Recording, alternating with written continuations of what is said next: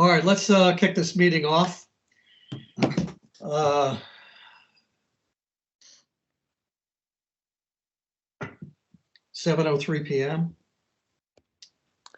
This meeting is being recorded and will be posted to YouTube. In fact, YouTube has probably at least 13 years of Ocean Pines committee and board meetings. Additionally, Resolution C08 Elections Committee, no committee member shall represent OPA in any discussion, negotiation, or communication with the media unless directed by the board. However, we know we have Joe, we have Tom, we have Jack, and a whole bunch of hosts who write about these things and can watch this video. So that's a great thing. Verification of a quorum. We do have a quorum. All the election committee members are present. Approval of agenda. Do I have a motion to approve the agenda as written? I approve. That's Elaine approves. Do we have a second? Second. We have a second. Any discussion? As there's no discussion, is there anyone who's opposed or abstaining? There are none, so the agenda is approved by general consent. Public comments. We'll move to public comments. For public comments, state your name, your address, and keep in mind that your comments are limited to the topic of elections. Josh, are there any hands up for comment? No, sir. Is there anybody out there who would like to comment by unmuting your microphone? As there are none, we'll close public comments. Chairperson remarks. There are 13 OPA committees. They range from advisory to operational to administrative. The elections committee is an operational committee. I mean, I've served on the budget and finance committee. I was chairman of the search committee, actually 5 years on the search committee, 2 years as chairman. That's a short duration. You go to March the 15th of May and you're done. However, the elections committee is a broad committee. We have a budget. We have a telephone that we must answer. And when we answer that telephone, we convert that message to an Excel spreadsheet. Not only that, we have a special email address. And let me see, I'm looking at my notes here. Post office box over in Berlin, not the post office box by the Sports Core pool. It's over there behind the Atlantic Hotel and Wainwright Tire and at that place. And of course, we have files in the admin building in which 4 of our team members today went through, opened it up, and looked at what was in there. So that's the conclusion of my chairman's remarks, chairperson rather. And I just wanted to, for all of you know, we understand our responsibility as an elections committee. And we take this responsibility freely and without purpose of evasion. And I'm sure Rick is smiling because in the military, we take those oaths, as do all our members of Congress. Absolutely. So anyways, next one is the appointment of a vice chairman. I appoint Elaine Brady as vice chairman. Elaine, do you accept this appointment? Yes, I do. Yes, you do. Very, very good. Okay, I've got BOD election committee liaison report or comments, remarks. Rick, do you have any comments? The only comment that I have is I really appreciate this this committee coming together. Got a lot of work to do for the association, and we have every bit of faith in this election committee to do what is right and fair and just to ensure that we have an election for our community and that is done in full transparency. So I thank you all for volunteering your time to do this, and feel free to reach out to me as your liaison if there's anything that you need me to bring forward. Thank you, Rick. I appreciate that. As far as the rest of the agenda, typically you would have unfinished business, new business, you'd be approving previous minutes, but we don't have any of that. So we're going to move right on to new business, and that's to review and discuss the OPA board task list. First, I'd like to say that the 5 of us were appointed to the board on Saturday, October 15th. 2 days later, on Monday, I received the charging document from our liaison to investigate the SCAN system. This was emailed to me. This is actually task 1 on our task list of 10 tasks. On October 20th, the board conducted a special meeting that resulted in additional tasks, and that's 2 through 10. So meanwhile, what I did is, based upon our need to look at task number 1, which talked about the SCAN software and the vendor, I set up a meeting with the IT department, and that meeting was conducted today at 2 p.m., in which the IT department set up the scanner, set up the laptop. 4 of us were there. Of course, Nancy's still in Florida. Good for you, but we'll see you soon. Enjoy the warm weather. And the IT department took us through it.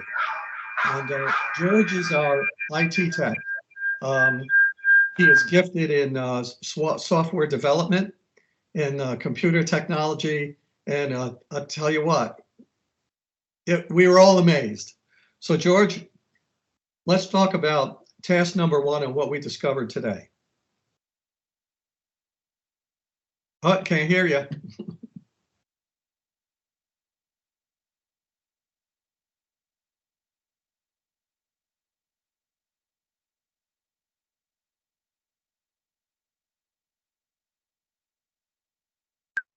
Now can you hear me? Yes, we can, sir. Okay. What we just found out, number 1, the scanner that was used, the Xerox scanner, was excellent. I understand that IT is the one that suggested that was the one that we buy. It was an excellent choice. The speed was fantastic. It'll do approximately 34 to 3,600 scans per hour. Very, very fast. The fact that it uses multiple media, in other words, different size ballots and whatever, was excellent. The software is a lot to be desired. I did research on the software, and it had very, very bad reviews. It was the language that it was written in was archaic. It had to have been 10, 15 years old. And it was very unstable. And this is where the problems came in. The scanner itself, I understand, according to our IT guy, Keith, there was only 1 jam out of 2,700 ballots. And that was because 1 ballot was folded 1 extra time and hadn't been caught.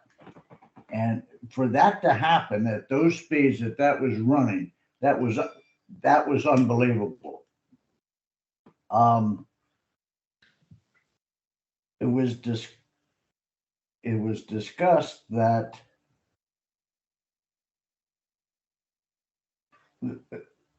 Tom, shall I tell him about the lack of the ability of the scanning software to focus on the actual block of the Okay, ballot. I can't hear you. Will you say that again? I said that the problem with the scanning software was that it did not focus on the block of the ballot. They had to keep not rebooting it, but adjusting it. And it was just the wrong software to use. Yes, that is correct. It was the wrong software. There's new software that has to be done. I did some research on that.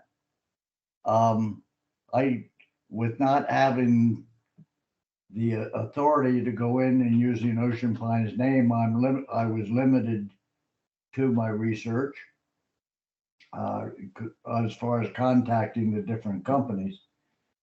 But there are there is software out there that can be used. One of the problems is you're not always going to have somebody that is computer experienced or able to run this equipment in the future. You know, as an example, I'm only on there for 3 years, if I'm lucky. And somewhere along the way, you're going to have a committee that is not going to be computer or electronic literate, anybody on the committee, and you're going to be stuck. My advice is to third party. We third party everything else out now except for the counting of the ballots. And I don't think that the committee should be actively involved in the counting of the ballots.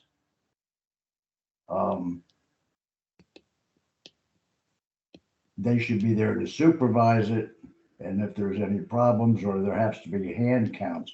But we need somebody who's an expert, a professional to do it.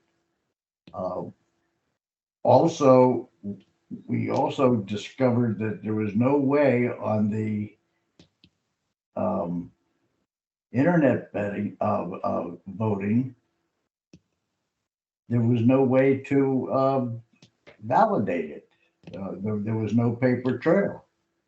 Where we have a paper trail, we use paper ballots. There is no program out there that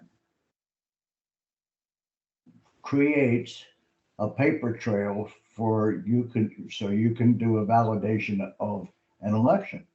And that's not what we want. We want something that there's no problem, that if there is a problem electronically, which can happen, you know, as I did with Tom, what happens when some dude walks through the thing while it's running and he trips on the electric cord coming out of the wall and everything blows up? I mean, that does happen. You got to have a paper trail. So I think the vendor that we had that up until this time has done our mailings and everything has done a super job over the years. And we ought to see whether he is able to do the actual count itself, or there are other companies that we can contract with that will do the whole thing as a third party, guarantee everything. The only problem is that the bylaws would have to be changed so that the actual counting would have to be done off-site. It would be something that could be watched on Teams or something like that. But I don't think we could get any one of those companies to come in and actually do it. That's all I have to say. You want more info, Tom, or is that enough? That's good. That's good, George. I appreciate it. We're going to do a round robin, and Elaine, if you'll comment, please. Yes, I know one of the things that we talked about, and I've already put in a call to Tom Goulias, so that we can ascertain if he, can continue to do what he's done in the past, because this really was the first year that the election committee has been involved in actually counting of the ballots or running that process, where Tom has done it, and he's been able to come, I believe, either both on site and that's supervised by the election committee. And so I think we were all looking at really going back to the processes that we had had in the past. They've worked. But I certainly, I'm going to check with that contractor and make sure that he's still going forward, available to do that and willing to. And, certainly we'll look at other options in the future. Because as we discussed today, he may, he's looking into a political career. And he's also maybe moving on from his company at some point. I don't know how soon that may be, but we'll look into it and just see, not only for next year, but going forward, how we want to look for a contractor. Okay, great. Thank you much, Elaine. Tom Swartz, you have some comments? I had a question to George. The issue with the software also was in the calibration process to make sure tabulation was correct, and that was a difficulty with the software. Was that correct? Did I hear that gentleman from IT say that today? Yes, that was a problem in the doing the validation. Was that they went through one time, they ended up with a count of 1,000 ballots more than what was possibly could have ever been achieved. And they don't know why it happened. There was a lot of bugs in the software. It was a poorly written piece of software. I know my software company, I mean, if I wrote software and my software company sold software like that, I sure as heck, I'll be out digging ditches right now. It's, it's absolutely unreal that, and also too, when it was overpriced, and every review that I printed them out and brought it to the meeting this afternoon, is every review says it was overpriced and underrated and never fulfilled anybody's. It was a terrible piece of, and also too, our IT guy agreed with me on that it was terrible, that he would suggest that it would never, that we don't go back to it because you can't validate anything. Okay, well I have one that's more. what I wanted to make sure I heard that comment made that way. Thank you very much. Yeah, I had another comment on that, because I know he also mentioned that using the paper ballots, and there was a very dark black box that was on those ballots. And in some of the scanning, someone was misusing the software, not understanding. They had it on a two-sided page scan, thinking that was okay because the back of the ballot was supposedly blank. However, because of the very darkness of the black in the square, it was actually showing on the second side. It was seeping through. And so some of those votes were counted twice, because they were counting it from the front side and they were counting it from the back side. Absolutely. And so that was just a mistake in not understanding how to operate the computer software correctly. Yes, in other words, there was bleed through on the ballot itself to the back. Right. Yes. I forgot to Okay. bring that up. That was one of the problems. People were using a Sharpie or something to fill in that box, and it was bleeding through, coming through the other side. They were running a two-sided scan, and as Elaine said, it shows it was coming up, counting it twice instead of just, and also counting it in the wrong place too, so.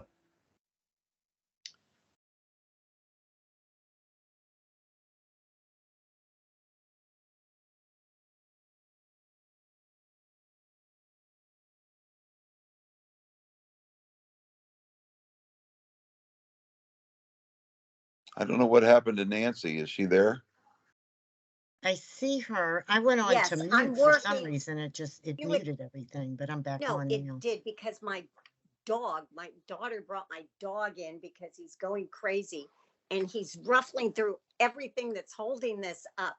So it's like I'm working under very horrible conditions here. I wish I was at a desk or something, but it's my dog. There, he laid down. It's okay. Sorry. I had a comment, or actually a question. I had written up a nice little paragraph here, kind of a rant.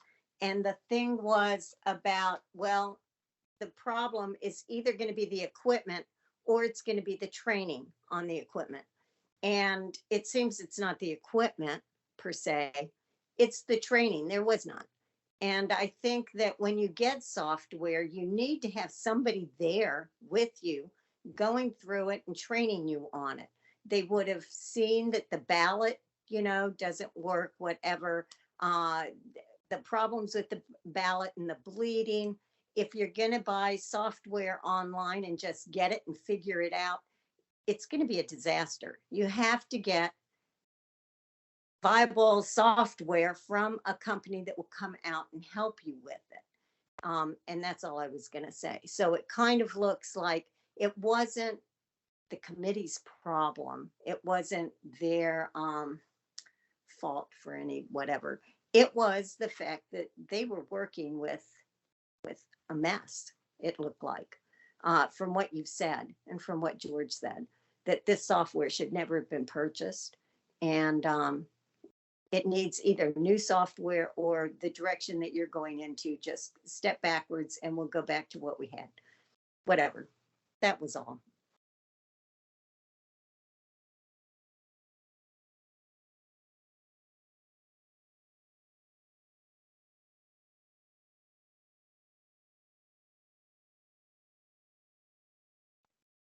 Can't hear you, Tom. Tom, you're muted. Darn. So they Okay. did some sample sizes, and we did that today. We went 25 ballots through. They went through really quick. What they do is they convert that to PDF, okay? Then the scanning software reads the PDF. It reads the box, and that was the problem, because sometimes it wasn't focused on the box, and it caused a bunch of problems. So I'd like to move on beyond that. I think we know there's a problem with the software. We're not going to use it again. But what I pointed out is that I acquired the keys to our post office box over in Berlin. I have a key fob here with 2018 through 22 election materials, and it's complete. What else do I have here? The election box over in the police station, because you have to get the ballots out, and our filing cabinet in the admin building. We all walked into that filing, that room in the admin building with the filing cabinet that says elections on it. We opened it up, and voila. What an eye-opener it was. It's jam-packed with stuff. 2021, 2022. So what we did was we sorted through some of the business reply envelopes that were received by the contractor, okay? And we took a photograph of some of the numbers on them. We also took some of the business reply envelopes out of the 2021 election were a different sequencing, and we took pictures of those. And what Elaine is doing, she is contacting Atlas Printing to determine what are these numbers. We know there is no correlation between that number and a ballot because we don't want to know how someone voted. But is there a correlation between that number and a member number which tracks to an address? And in that vein, we know that if it tracks to a number of a member number rather, that member may have 1, 2, or 3, or up to 6 properties. So we cannot determine that based upon what we have. We've discovered that today. So the notion that we can go back and do some type of a count is just not true. We just can't do it. So we're going to go back to the contractor. We're going to get some additional information. And our plan is to prepare a report to the board and get it to them by the end of next week. That's it. I think we have enough information. We have hard copy files that we've looked at. We've looked at the software, the equipment, and I think we have enough information right now to make a recommendation to the board. And the consensus of our committee, and I'll put myself out on a limb right now, is that number one, we suspend online voting. I didn't say abandon it. I said suspend it at this time. Secondly, we want an envelope to every property address. If you own 6 properties, you're going to get 6 envelopes. And the third part of that is to make sure that the governing documents allow for the contractor to do the ballot counting under our direct supervision in an office, because if we've all looked at the 2019 YouTube video where the contractor was there. If something didn't work, he handed it to the elections committee who went through it and made a decision. Did they need to blacken in the box a little bit more to make it work? Or was there something written on it that it became invalid? So that's the path forward at this point in time. Any comments from my team? Elaine? I think we probably should mention, we also looked at the hand count, how they had done that. It looked like there was absolutely no problem with that. They were batched, they were marked very well. It looked like, you know, there was a very good process in doing the hand count. So I don't think that there's any reason that we need to redo it. There's also no way if for us or even an auditing company to even try to match up the envelopes to the ballots. It's kind of a wasted effort at this point, and we just really need to move on to ensure the community this will never happen again. That's kind of my thought on it. George, I can't hear you.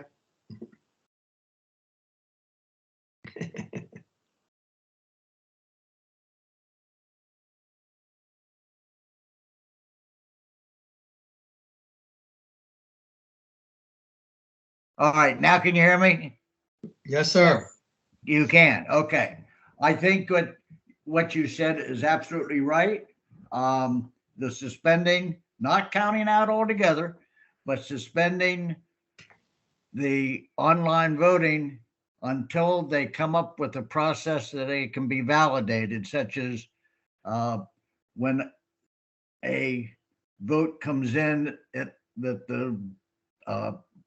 the company prints a paper ballot at that time that can then be hand scanned. If there's a problem, there has to be a recount or something like that. I think everything that I go along with everything you said. I agree with Elaine, what she just got finished saying. And I think we're all on at least I'm on the same page with you two folks.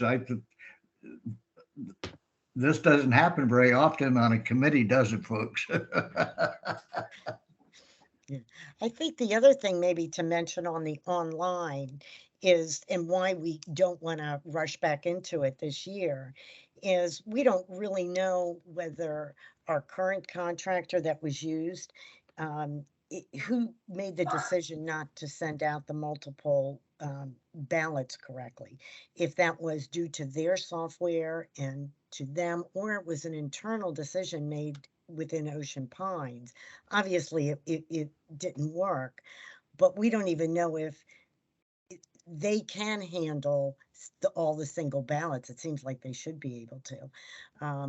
But we don't even know if they can't do that, then we can't use them again. We have to find a contractor who can do it the way we want our election run, not And there are us the ones doing out there. our election around their software. Yes, and I wanted to comment that I've asked Ocean Pines to purchase a membership for me in the Community Association Institute, because we can go out to over 300,000 communities out there, find the best practice. What did you use? What software? What vendor? Whatever. What did you pay? And then create some type of a list, if you will. Best practices are very important. We did that in the park here when I was the president. It worked out very well. Efficiencies, we saved money and time. And I'm not talking about the electronic voting in the park, because with 503 residents and a little over 200 voted, it's very easy. But when you're dealing with 8,452 properties, and you've got those who are eligible, those who are ineligible to vote, it's a Herculean task. Let me put it to you that way. And for my committee members here, once I start doling out your responsibilities, somebody's got to read that email. Somebody's got to answer that phone and make that an actionable item back to that resident. It gets busy. It's not just sitting at a table counting ballots. There's much, much more to it. Who's driving to the post office? I mean, it goes on and on. That's why I say the elections committee is not a difficult, it has a very broad, I would say, mission. Being a 30-year Army guy, I will say mission. And we're going to get it done. We just need to focus and report to the board what we think should be done. Let them digest it, get back with us, and so on and so forth. So, Nancy down in Florida, you have any additional comments?